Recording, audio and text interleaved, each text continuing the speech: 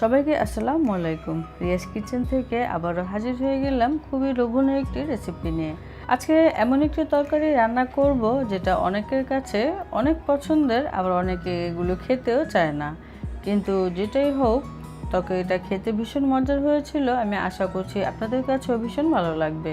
ভিডিওটি ভালো লাগলে শেয়ার করে দেওয়ার অনুরোধ থাকবে এবং আমার চ্যানেলটিতে সাবস্ক্রাইব করে আমার পাশেই থাকবেন আমাকে অনেক বেশি সাপোর্ট করার জন্য। তাহলে চলে যাচ্ছি আমি পুরো রেসিপিতে। আজকে আমার মজাদার তরকারিটি রান্না করার জন্য মুরগির এই অংশগুলি লাগবে, যেটা খেতে খুবই মজার হবে। আমি এখানে কিছু পরিমাণে মুরগির পা নিয়েছি এবং সেগুলো খুব ভালো করে পোষা করে নিয়েছি, এবং কিছু চাইলে আপনার দু টুকরো করে নিতে পারেন এবং কিছু উপরে স্কিনটা ফেলেও দিতে পারেন এবং স্কিনটা সহ কিন্তু নিতে পারেন। আমি এখানে কিছু পরিমাণে গিলা নিয়েছি, সেটাও পোষা করে নিয়েছি এবং এটাকে বিসমিল্লাহ বলে সেটাও আছে কিছু পরিমাণে, এবং এখানে কিছু পরিমাণে মাথাও আছে, এবং এখানে এগুলিকে পাখনা বলে সেটাকেও নিয়েছি, এবং এখানে কিছুটা গলা আছে আর সেটাকেও এরকম ছোট করে কেটে নিয়েছি। আমি এখানে আজকে মুরগির চামড়াটা ব্যবহার করব। এই মুরগির চামড়াটা দিলে তরকারিতে খেতে খুবই মজার হয়। আর মুরগির চামড়াটা ভালো করে পরিষ্কার করে নিয়েছি, তারপরে আগুনে কিছুটা ছেঁকে নিয়েছি। এখানে আমি কিছু পরিমাণে কলিজাও নিয়েছি আর এগুলোকে আলাদাই রেখেছি, কারণ এই কলিজাগুলোকে সেদ্ধ করে নিতে হবে। এতে করে কলিজার ভিতরে যে ময়লাগুলো থাকে সেটা খুব সুন্দরভাবে বের হয়ে যাবে এবং তরকারিতে দেওয়ার পরে তরকারিটা কালচে হয়ে যাবে না। ফুটন্ত গরম পানিতে আমি ছেড়ে দিলাম, বাস দু একটা বলক আসার পরে কলিজাগুলো নামিয়ে নিতে হবে। আবার বেশি সেদ্ধ করা যাবে না, এতে করে কলিজাগুলো কিন্তু শক্ত হয়ে যাবে। এখন আমি নামিয়ে 2-3 বারের মতো হালকা করে ধুয়ে পরিষ্কার করে নিব। এখন রান্নায় চলে এলাম। আমি এখানে হাফ কাপের মতো তেল দিয়ে দিলাম, তারপরে 2-3টা দারচিনি দিয়ে দিচ্ছি, তারপরে একটু বড় এলাচ দিয়ে দিলাম, মুখটা ফাটিয়ে দিতে হবে। আমি এখানে কটা ছোট এলাচও দিয়েছি এবং 10-12টির মতো কালো গোলমরিচ দিলাম এবং 2-3টার মতো দিয়ে দিলাম তেজপাতা, 5-6টির মতো লংও দিয়ে দিয়েছিলাম। তারপরে হালকা কিছুটা ভেজে এখানে 1 কাপ উঁচু করে পেঁয়াজ কুচি দিয়ে দিলাম। তরকারির পরিমাণ যেহেতু বেশি, পেঁয়াজের পরিমাণটা বেশি লাগবে। চুলার জালটা মিডিয়াম টু হাইতে রেখে এরকম সুন্দর একটি কালার আসার আগ পর্যন্ত ভেজে নিতে হবে, এতে করে তরকারিটা খেতে মজার হবে। এরকম যখন কালার চলে আসবে তখনই পানি দিয়ে দিতে হবে। এখন আমি মশলা দিচ্ছি, 2 চা চামচ লবণ দিলাম, 2 চা চামচ হলুদের গুঁড়ো দিলাম এবং স্বাদ অনুযায়ী মরিচের গুঁড়া দিতে হবে। আমি এখানে 1 টেবিল চামচ পরিমাণে মরিচের গুঁড়া দিলাম এবং 2 চা চামচ দিয়ে দিচ্ছি ধনিয়া গুঁড়া এবং 1.5 চা চামচ জিরা গুঁড়া দিয়েছি এবং 2 টেবিল চামচ দিয়েছি আদা রসুন বাটা। এই সমস্ত মশলা দিয়ে এখন খুব ভালো করে কষিয়ে নিতে হবে। এখানে আরও কিছুটা পানি লাগবে। পানি দিয়ে আমি প্রায় 6 থেকে 7 মিনিটের মতো এই মশলাটুকু ভুনে নিয়েছি। চুলার জালটা কিছুটা কমিয়ে দিয়েছিলাম। উপরে তেলটা উঠে এসেছে এবং পেঁয়াজও কিন্তু গলে গিয়েছে। এভাবে অনবরত একটু নেড়েচেড়ে দিতে হবে। তারপরে সেই পরিষ্কার করে রাখা মুরগির পা, গিলা, কলিজা, পাখনা, গলা এগুলি সব দিয়ে দিতে হবে। কলিজাটা আমি এখন দিব না, পরে দিব।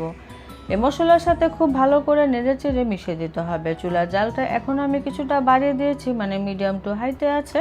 খুব ভালো করে নেড়েচেড়ে মিশিয়ে দিয়েছি। এখন ঢাকনা দিয়ে অপেক্ষা করছি বলক আসার আগ পর্যন্ত। আমি এখানে কোনো প্রকার পানি কিন্তু ব্যবহার করিনি, কারণ এই হাড় মাংস থেকে যে পানিটা বের হবে এই পানিটা দিয়ে এই হাড় মাংসটুকু কষিয়ে নিতে হবে।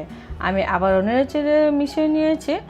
এখন অপেক্ষা করছি কষিয়ে নেওয়ার আগ পর্যন্ত। আমি ফিরে এলাম প্রায় 7 থেকে 8 মিনিট পরে। চুলার জালটা মিডিয়াম টু হাইতে রেখে আমি নেড়ে চেড়ে এই মাংসটুকু কষিয়ে নিয়েছি। তো কষানো হয়ে গিয়েছে, তেলটাও খুব সুন্দরভাবে উপরে উঠে এসেছে। এখন আমি 2 কাপ পরিমাণে গরম পানি দিয়ে দিলাম, আর এই পানিটা দিয়ে এই হাড় মাংস সেদ্ধ হয়ে যাবে। এরপর যেখানে আমি কিছু রসুনের কোয়া ব্যবহার করবো, একটি আস্ত রসুনের কোয়া ছুটিয়ে সেটা দিয়ে দিলাম। স্কিনটা সহই দিয়েছে, তবে আপনারা চাইলে এখানে দেশি রসুনও ব্যবহার করতে পারেন বা না দিলেও হবে, তবে এই রসুন দিলে রসুন খেতে কিন্তু খুবই মজা লাগে।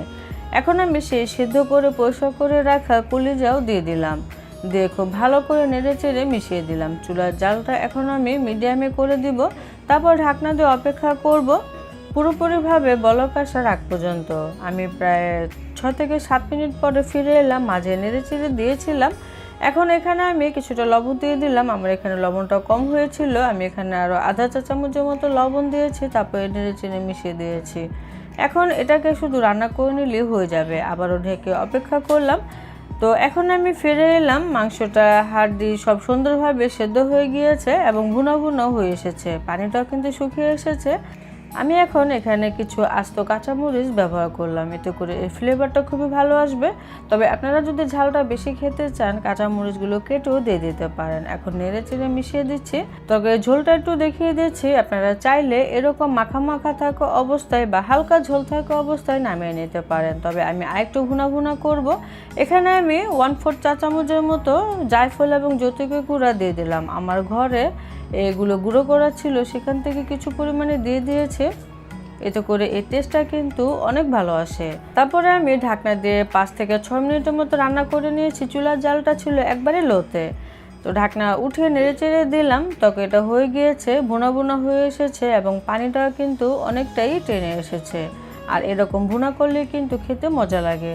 নামানোর আগে এখানে আমি 1/2 চা চামচ গরম মশলা গুঁড়া এবং 1/2 চা চামচ দিয়ে দিয়েছি ভাজা জিরার গুঁড়া, দিয়ে নেড়ে চেড়ে মিশিয়ে দিয়েছি। তারপরে ঢেকে অপেক্ষা করেছি 4-5 মিনিট। এর মধ্যে এর ফ্লেভারটা খুবই সুন্দরভাবে ছড়িয়ে গিয়েছে। আর চুলাটাকে এখন আমি বন্ধ করে দিয়েছি। এখন আমি তরকারিটা একটু দেখিয়ে দিচ্ছি আমার তরকারিটা কতটা লোভনীয় হয়েছে। তরকারিটা আসলে খেতে খুবই মজার হয়েছিল। এই তরকারিটা যারা খান না বা পছন্দ করেন না, আমি আশা করছি আপনাদের কাছে ভীষণ ভালো লাগবে যদি আমার এই রেসিপিটি ফলো করে রান্না করেন। অনেকে আছে এই তরকারিগুলো খেতে চায় না, মুরগির এই অংশগুলো কিন্তু ফেলে দেয়। তো আপনারা একবার হলেও এভাবে ট্রাই করতে পারেন, আমি আশা করছি নিরাশ হবেন না। খেয়ে আপনাদের কাছে ভীষণ ভালো লাগবে। তবে আপনারা চাইলে ঠিক একইভাবে মুরগির মাংস রান্না করতে পারেন, সেই তরকারিটা খেতেও কিন্তু এরকম ভীষণ মজার হবে। আর এই তরকারিটা ভাত দিয়ে তো খেতে ভালো লাগে, সেই সাথে রুটি, পরোটা আর মুড়ি মেখে খেতেও কিন্তু ভীষণ মজা লাগে। আর আমি কিন্তু এই মুরগির হাড় মাংসগুলো এক্সট্রাভাবে কিনে আনিনি। আমার ঘরে যে মুরগি কিনে নিয়ে আসে সেখান থেকে এই অংশগুলো আলাদা করে রেখে দিই, সেগুলো জমিয়ে আজকে এই তরকারিটি রান্না করেছি। তরকারিটি খেতে ভীষণ মজার হয়েছে, তাই শেয়ার করলাম। সবাই ভালো থাকবেন, বিদায় নিচ্ছি, আল্লাহ হাফেজ।